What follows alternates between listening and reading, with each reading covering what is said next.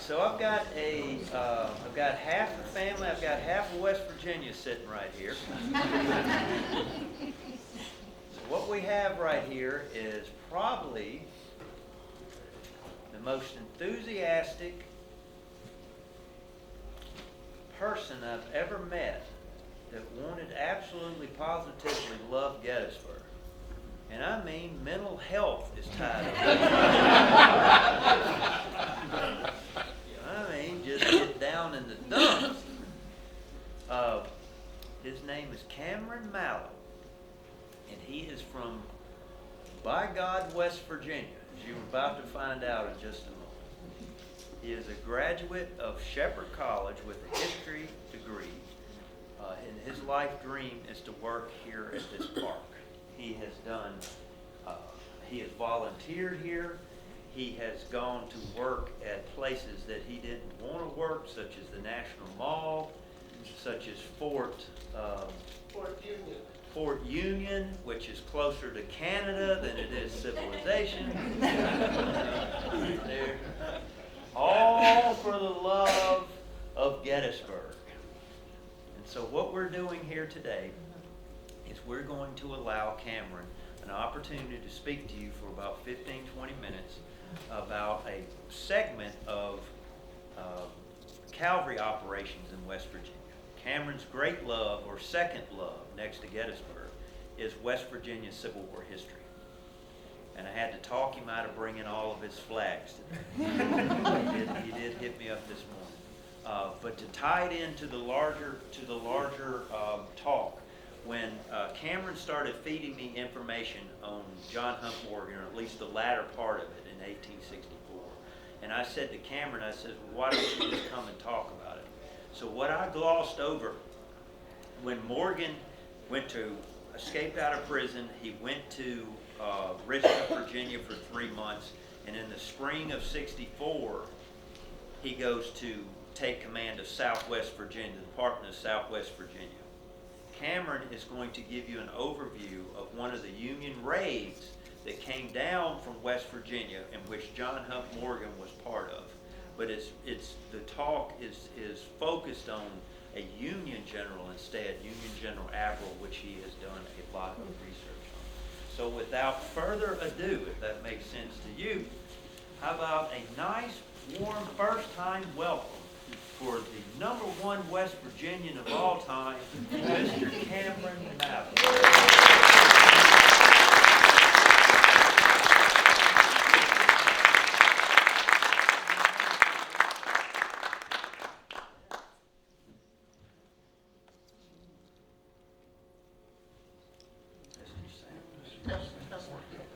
How's it sound up there? All right. Well, a few weeks ago, right before Christmas, I was talking to Mr. Atkinson over here about John Hunt Morgan. I got real excited, and I told him about Buffington Island, and then I got talking about Averell fighting against John Hunt Morgan down in the western southern end of Virginia. And William Averell, of course, is a very well-known Union cavalry officer from West Virginia.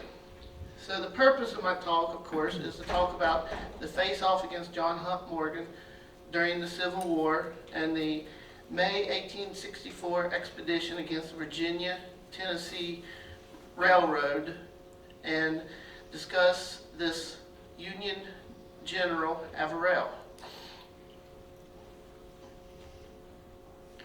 First thing to pick off is with a quote from one of the men that fought with General Averell, Major Theodore Lang of what was the 3rd West Virginia Infantry, then the 3rd Mounted Infantry, and then later on became the 6th West Virginia Cavalry. The best testimony to an act is that of the one saw the act done. A great neglect exists at this time in relation to the history of the part taken in the great Civil War by loyal West Virginians who stood so firmly for the preservation of the Union. William Averell. He was born November 5th, 1832 in, astonishingly, Cameron, New York, where he worked as a drugstore clerk. Averell graduated West Point 1855, was commissioned the second lieutenant in the U.S. Army Mounted Rifles. He was, prior to the Civil War, his earliest duties were at Jefferson Barracks, Missouri, and then later, just right up the road here, at the U.S. Army Cavalry School in Carlisle, Pennsylvania. When the war broke out in 1861, he was appointed the colonel of the 3rd Pennsylvania Cavalry. Give you a little background into his earlier duties prior to him coming to West Virginia. He fought following the Union defeat at the Battle of Chancellorsville and the Stoneman's Raid of 1863. General Hooker, who would have him relieved and would be sent to the Department of West Virginia. And then on August 26th, 27th, he would fight the Battle of White Sulphur Springs. And in a quote of that battle, he would fight Colonel George S. Patton, grandfather of famous World War II general. After many hours of fighting, Averell was forced to retreat from the battlefield. A private Frank Reeder of the 2nd West Virginia Mounted Infantry gave a great account of how Averell extracted his force off the battlefield. The Corps pioneers plied their axes with great effort upon many large trees near the road, cutting them into. As the troops were withdrawn, Battery G, with their guns double shot with their last canister they had, grimly waited the expected advance of the exhausted foe. As they came on with their usual yell, the battery boys let them have it red hot. Then, limbering their guns with horses that they had just gotten during the night, pulled out at a trot. Pioneers made their final cuts with the trees, fell across the road, completely blocking it. As Confederate cavalry dashed, they were greeted with a volley from the rear guard lying behind the fallen trees. Now, why is all this important? Averell was willing to take risk and take on the riskiest missions that the Union Army had to win the war against the Confederacy. And these few examples of his early war will really show his tactic skills from when he learned from being out west to what would apply to him in 1864 when he would fight John Hunt Morgan. Later of the fall in 63, on November 6, he would fight against General Echoes and General William Mudwall Jackson. And Averell would win the Battle of Droop Mountain, but would not reach his destination of the Virginia-Tennessee Railroad. But then during December 1863, he would go off again on another raid, and his goal was to reach Salem, Virginia on the Virginia-Tennessee Railroad. He would start in Petersburg, West Virginia at Fort Mulligan, and then would make it, and then would reach Salem, Virginia about mid-December, and then return to Beverly, West Virginia on Christmas Day. He would escape capture from Imboden, Grumble Jones, Fitzhugh Lee, Echoes, and McCausland. 5 Confederate forces would not catch him. And also Jackson. At Craig's Creek, Frank Reeder gave another great account of the daring Cavalier. And this is a picture of Frank Reeder. And a painting of Averell during the return trip from the Salem raid in 1863 in the snow mountains of West Virginia. At a place called Craig's Creek, Frank Reeder gives another great account of this dashing Cavalier. General Averell, without any attendance of aides and staff, came galloping up to and took a survey of the ford. This one appeared more dangerous than any other that preceded it. The general was fearful that the horses in their weakened condition would be unable to swim the current. He applied the spurs vigorously to his own horse, and rider and horse dashed into the stream. Many anxious hearts watched the desperate struggle of a brave man with the mad current. He reached the opposite shore and cheered the men, and the men cheered him. He acknowledged their compliment by lifting his hat and saying, "Come on, boys," and rode off hastily in the direction of Newcastle. In the spring of '64, Robert E. Lee even quoted, "We must be prepared for any attempt by Averell of already his successes of his raids in Virginia."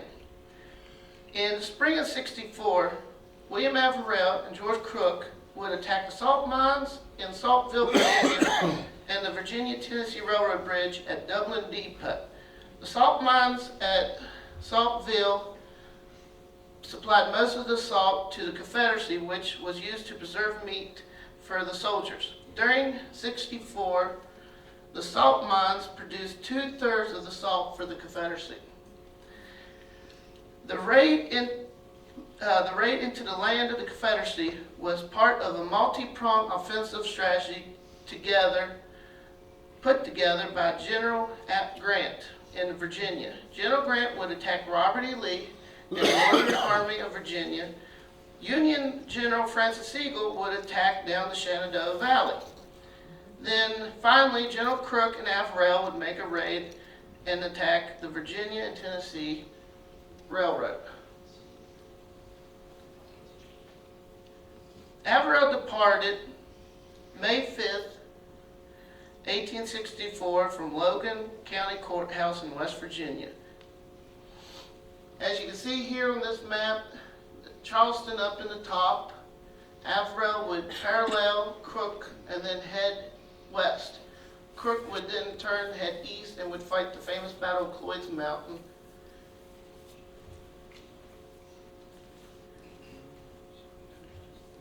On May 6th, Averell reached Oceana, West Virginia. Then May 7th, he would make it to Virginia, only 2 days from the Saltvilles at Saltville. On May 9th, Averell arrived at the salt mines only to find the Confederate forces under John Hunt Morgan and William Jones were already there. Finding that his way blocked to the salt mines, Averell led his force eastward towards Wrightsville. So May 5th, May 6th, May 7th entered into Virginia, May 9th went to Saltville.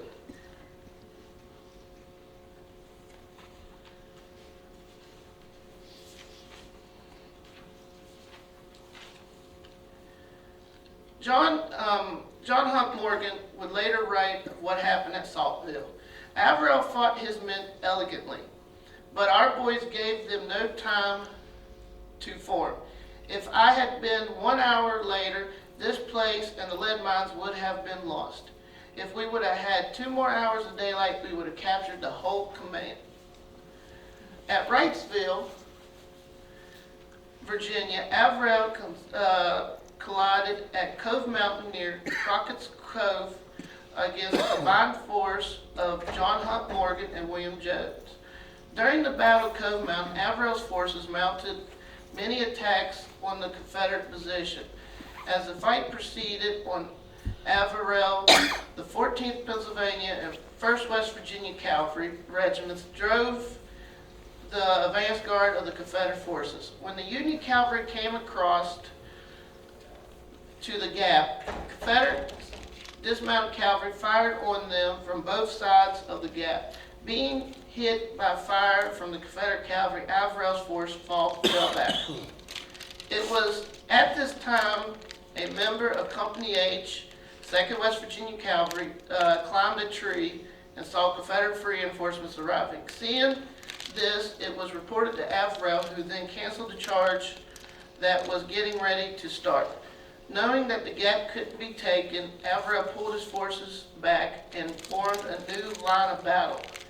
The reason behind this, Averell hoped this would lure Morgan's forces out of the cove. Seeing Averell fall back, Morgan then moved his forces out and attacked Averell's line of battle. The battle cry by the Confederates were, "We are Morgan's men and we will give you hell." The fighting ended at dusk and Averell was able to pull his force away. During the fight, Averell received a slight head wound and was taken to the rear. But after being looked at, he returned to the front. Then at darkness, Averell would pull his men back and head towards Dublin Depot. Author of The Battle of Cloyes Mountain, Virginia Civil War Battles and Leaders Series, Howard McManus wrote about Averell's retreat. And then Cove Mountain's up in the top, Crockett's Gap, Cove Mountain Gap right there, and then Wrightsville. There's only 5 miles separated from the battlefield to where Wrightsville is. Realizing the fight would result only in loss of his command, Averell ordered retreat. For the second night, the Federal command withdrew secretly from a battlefield. He urged his men, weary troops, over rugged mountain passes in the darkness. At about dawn, the cavalry finally reached Crab Orchard. For half a day, the troops rested. Then, hoping to join Crook, they pushed through driving rain towards Dublin Depot. On arriving on May 11th, Averell's troops stumbled into Dublin to find Crook had already advanced towards New River.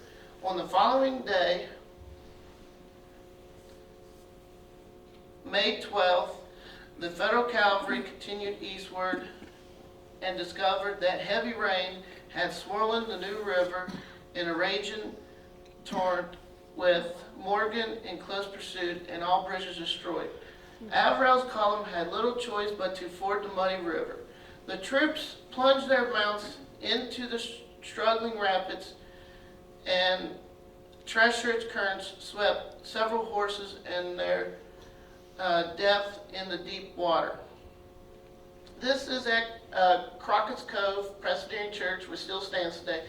Ironically, most battlefields, Civil War battlefields in West Virginia and Virginia, a lot of them have been left as they were during the Civil War, with not much change or development on the battlefields. It was at this church he left 114 dead and wounded. 17 of the wounded were left at the church, where local families fed and attended the injured. There's no documented accounts of number of Confederate casualties. And this, of course, marks his retreat from Cove Mountain, May 10th, and then at Wrightsville, the battle. Then May 11th, he was chased by John Hunt Morgan to Dublin Depot. And then at New River, he got the surprise of, Morgan was surprised. After reaching Dublin Depot, Averell rested his men and then headed towards the New River, looking for a ford to cross. Knowing Morgan's force was following his force, Averell had to find a river ford. Joseph J. Sutton, a member of the 2nd West Virginia Cavalry, wrote, "The crossing at the New River. I don't recollect having witnessed a more thrilling scene than when I reached that bank and saw men and horses struggling in the surging water. Several men were drowned. After crossing, the 7th West Virginia witnessed the force of Morgan and Jones, baffled and unable to stream the current, which had risen to be impassable. Averell then moved to Christiansburg, where General Averell contacted General Crook and was ordered to destroy the railroad east of town. This was done for 4 miles. The following day, on May 13th, Averell, being a day behind Crook, forced back their supply base to Charleston. So for the 12th, they start back towards their supply base in West Virginia, with plans to join Crook at Union, West Virginia. As Averell moved to Salt Pine Mountain, he discovered that the route was blocked by Confederate forces under William Jackson. Realizing that the route was blocked, Averell once again produced a daring plan to get his forces to safety. Finding a narrow path up the mountain, Averell took his force around the Confederate position and to safety, rejoining Crook's column on May 15th at Union, West Virginia.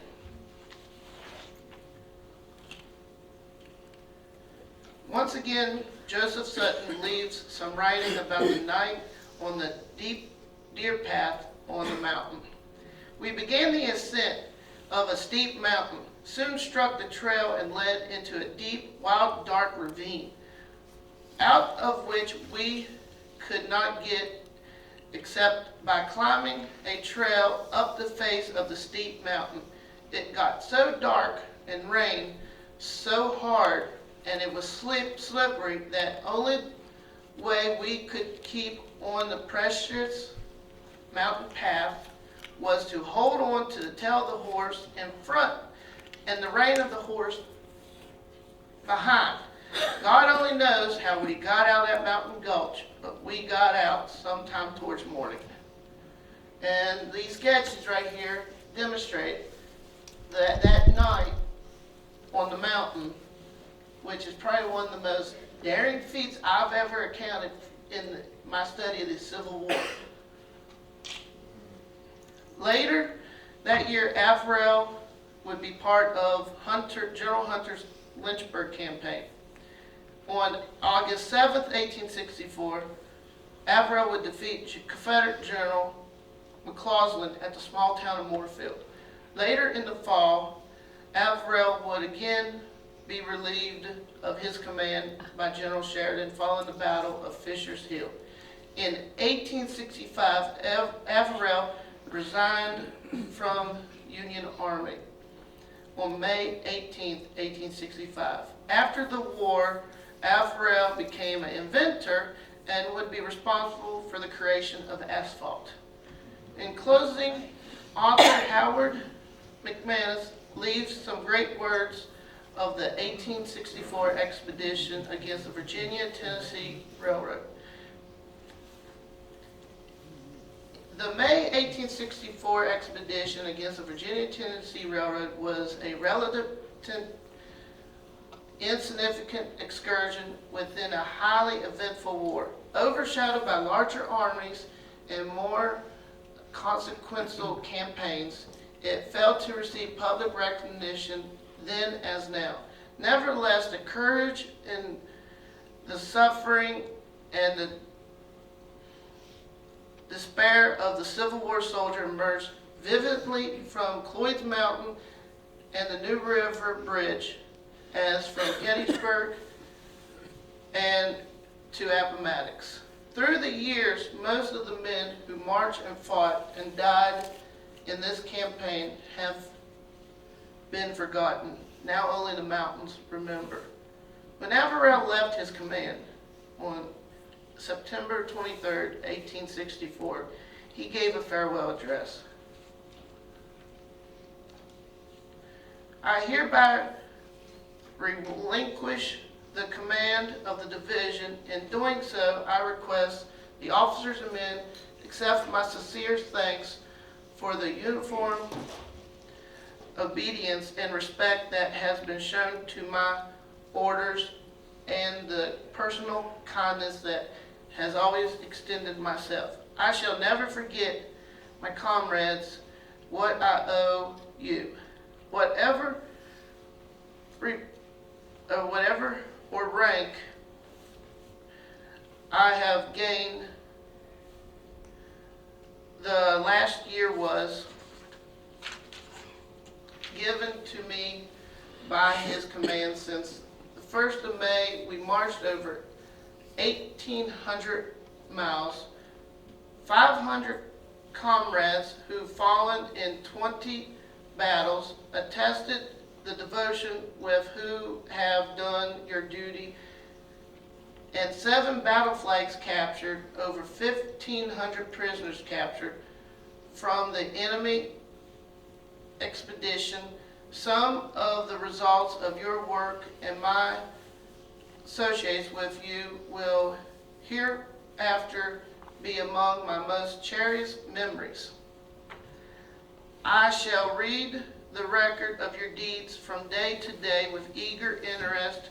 My regret is in serving the ties that bind us is somewhat lessened by the knowledge that I am leaving you in the hands of a tried and trusty soldier, Colonel W.H. Powell, who commanded the 2nd West Virginia Infantry, in whom the utmost confidence may be placed. I would rather serve in the ranks than leave you, but I am only permitted to say farewell.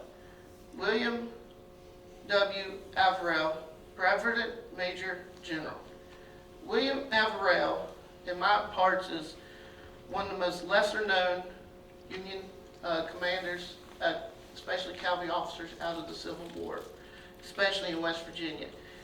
He was willing to take risk to get to the ultimate goals that was needed to win the war for the Union cause, and he had most confidence in his experience in the West prior to the war and his men, that no matter what kind of trouble they could get in, they could get out of it quick. And he showed that time after time in the years he served in West Virginia during the war, and his brilliant escapes from capture and defeat.